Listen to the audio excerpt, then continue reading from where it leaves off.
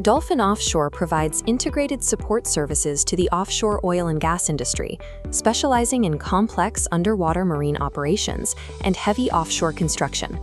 In January 2023, Deep Industries acquired a controlling stake in Dolphin for 27 crore rupees through the Insolvency and Bankruptcy Code. This specific route allowed Deep to immediately absorb Dolphin's decades of operating history, entirely bypassing the 2 to 3 years of pre-qualification testing typically required to bid on major offshore contracts. The acquisition secured critical physical infrastructure, anchored by the DP2 accommodation barge Prabha.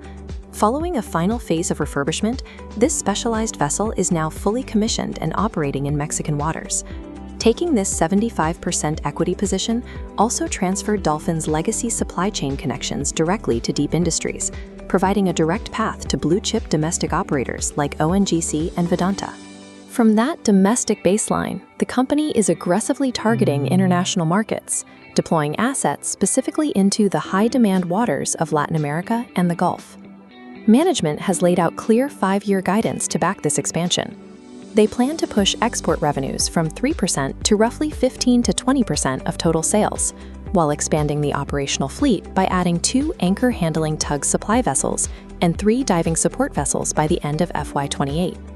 The IBC route allowed Deep Industries to secure a highly qualified distressed asset for 27 crore, a fraction of its historical peak revenues, and immediately convert it into a high-margin revenue engine.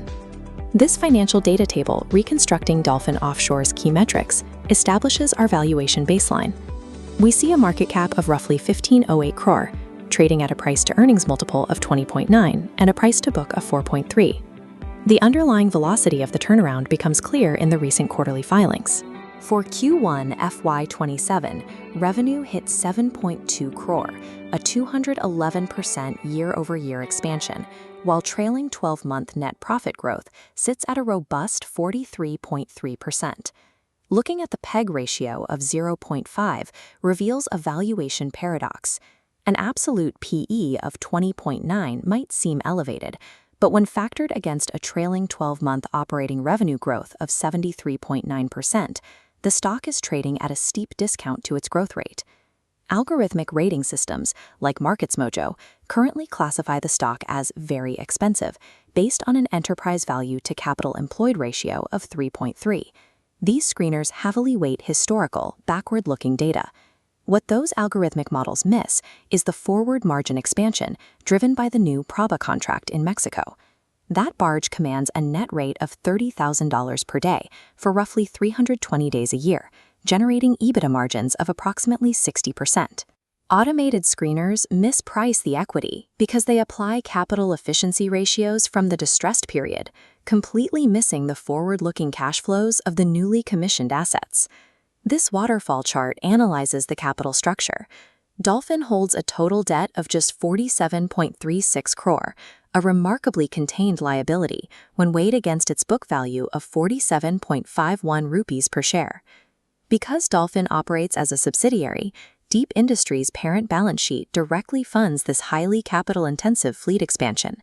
This eliminates the leverage risks that typically impact heavily indebted offshore exploration companies. The existing asset base is already compounding, generating a trailing 12-month return on equity of 19.4%. Looking at this line chart comparing trailing net profit to operating cash flow, we can audit the quality of earnings. The company is converting its reported profits into actual operating cash, indicating the turnaround is grounded in liquidity. Further upside lies off the balance sheet.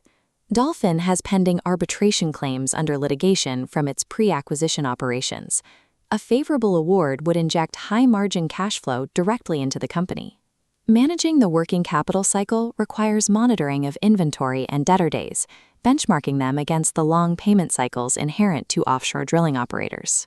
Because the parent company insulates the debt profile, Dolphin has the structural freedom to execute its fleet expansion without exposing equity holders to default risk. This pie chart maps the equity distribution. Deep Industries maintains an absolute lock on the float with a 75% promoter holding, while combined institutional investors hold a 4.9% block. 0% of those promoter shares are pledged as collateral, establishing a baseline of management conviction in the forward valuation. That 4.9% institutional holding provides a gauge of smart money accumulation, showing steady behavior throughout the early stages of the post-acquisition turnaround. The primary risk factor is client concentration. Domestically, Dolphin relies on repeat business from ONGC, though this risk is mitigated by ONGC's sovereign backing and CAGR AAA credit rating. The international strategy directly addresses this concentration. The $32.85 million lease contract with Mexico's ballast shipping effectively diversifies the order book away from total domestic dependence. The equity is tightly controlled by the promoters, and the order book is balancing domestic contracts against lucrative international leases. Many quantitative screeners will automatically flag missing banking metrics like gross NPA or net interest margins. These parameters are strictly irrelevant to an offshore services firm and must be filtered out of the analysis. Instead, return on assets is the correct metric to track. Deploying dynamic positioning barges is capital-intensive, requiring high utilization rates to generate acceptable returns on large-scale assets. Auditing the income statement shows auditor fees scaling logically alongside the operations, in line with the 211% year-over-year revenue expansion, without triggering accounting red flags. The systemic threats lie in operational execution. Offshore drilling supply chains carry inherent regulatory risks regarding environmental compliance and financial penalties attached to equipment downtime. The core forensic fundamentals are clean. Algorithmic screeners flag the stock simply because their standardized parameters fail to accurately map a specialized asset-heavy turnaround. The most recent quarter did show a sequential revenue drop to 7.2 crore from March's 21 crore. However, this variance is typical of offshore contracts and still represents a 211% expansion year-over-year. This daily candlestick chart reflects the market's reaction to that variance, detailing the recent bearish price action that pushed the equity down roughly 5% to 376.95 rupees. Layering the 20, 50, and 150-day moving averages onto the price action establishes our baseline technical support levels amidst the current sell-off. Tracking where these daily moving averages converge reveals the technical zones that will dictate whether the stock experiences an upside breakout or breaks down into a deeper correction pattern. This short-term technical weakness, set against high forward earnings visibility, creates an accumulation window for investors trading the fundamental thesis.